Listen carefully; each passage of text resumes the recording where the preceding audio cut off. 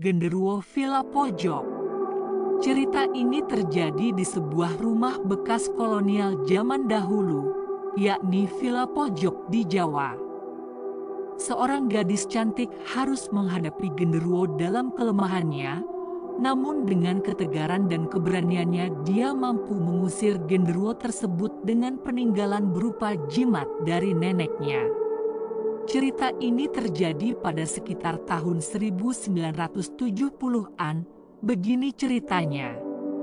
Di jantung pedesaan Jawa berdiri Villa Pojok, sebuah rumah kolonial yang elegan dengan rahasia kelam. Dinding-dindingnya yang bercat putih telah hancur dimakan usia, dan taman yang tadinya semarak kini ditumbuhi ilalang dan kusut. Penduduk setempat berbisik bahwa villa itu dikutuk, tempat di mana tirai antara dunia kita dan alam roh semakin tipis. Suatu malam tanpa bulan, seorang gadis cantik bernama Gladys pindah ke Villa Pojok. Dia mewarisi rumah itu dari seorang kerabat jauh, tanpa menyadari angkernya rumah tersebut. Rambut Gladys yang panjang dan hitam legam membingkai wajahnya yang lembut, dan matanya menunjukkan sedikit kesedihan. Dia berharap kesendirian bisa menyembuhkan hatinya yang terluka. Saat jam menunjukkan tengah malam, udara menebal karena cuaca yang dingin. Gladys terbaring di tempat tidurnya, menggigil meski selimutnya hangat. Bayangan menari-nari di dinding, dan angin membisikkan rahasia melalui celah jendela. Dia mendengar samar-samar langkah kaki mendekati kamarnya. Pintu berderit terbuka, menampakkan sesosok tubuh di bawah sinar bulan. Itu adalah genderuwo, makhluk mengerikan dengan mata melotot, bulu kusut, dan anggota badan memanjang. Nafasnya berbau busuk, dan cakarnya menggesek lantai kayu. Jantung Gladys berdebar kencang. Dia pernah mendengar cerita tentang genderuwo memangsa wanita cantik. Tapi dia bukan gadis biasa. Dia memiliki keberanian di nadinya dan tantangan di matanya. "Siapa kamu?" Suara Gladys bergetar. Genderuwo itu menyeringai, memperlihatkan taringnya yang menguning. "Saya adalah penjaga rahasia, perwujudan keinginan dan keputusasaan. Kamu, sayangku, adalah pesta untuk rasa laparku." Ketakutan Gladys seketika berubah menjadi kemarahan. "Saya tidak akan menjadi korbanmu," katanya. "Tinggalkan rumah ini." Genderuwo itu menerjang, cakarnya hanya beberapa inci dari tenggorokan Gladys. Namun, Gladys memegang sebuah jimat kuno, hadiah dari neneknya.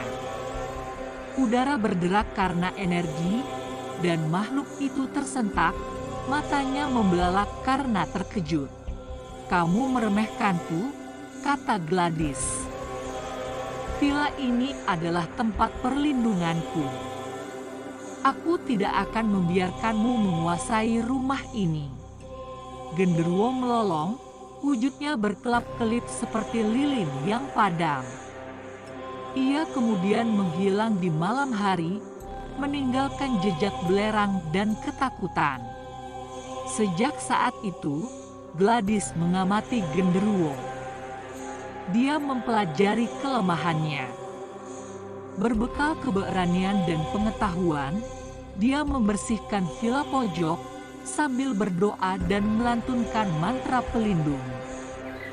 Dinding menyerap tekadnya dan menjadikan taman mekar kembali. Namun genderuwo tak henti-hentinya mengganggu Gladys. Ia kembali, malam demi malam, membisikkan janji kesenangan dan kesaktian. Gladys tetap teguh pada pendiriannya, keberaniannya tak tergoyahkan. Dia menghadapi makhluk itu di koridor yang diterangi cahaya bulan, matanya menyala-nyala karena menantang. Dan kemudian, pada suatu malam yang penuh badai, Gladys menghadapi genderuwo di loteng villa pojok. Petir menyinari bentuknya yang bengkok, dan Gladys membacakan mantra kuno.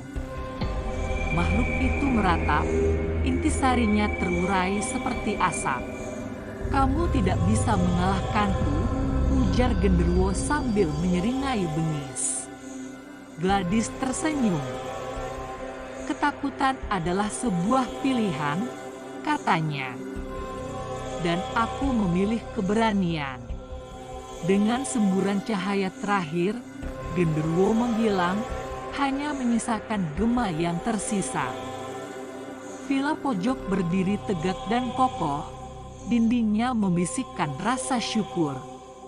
Gladys menjadi legenda sebagai seorang gadis cantik yang menjinakkan genderuwo. Dan setiap bulan purnama, dia duduk di beranda villa, menatap ke dalam kegelapan, mengetahui bahwa keberanian adalah senjata terhebatnya melawan hal yang tak terlihat.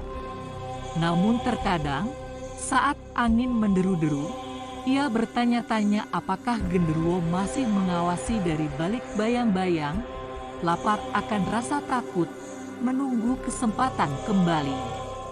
Maka, hantu di villa pojok terus berlanjut, sebuah tarian antara keberanian dan teror, cinta dan kehilangan, di sebuah rumah di mana kenyataan dan mimpi buruk saling terkait.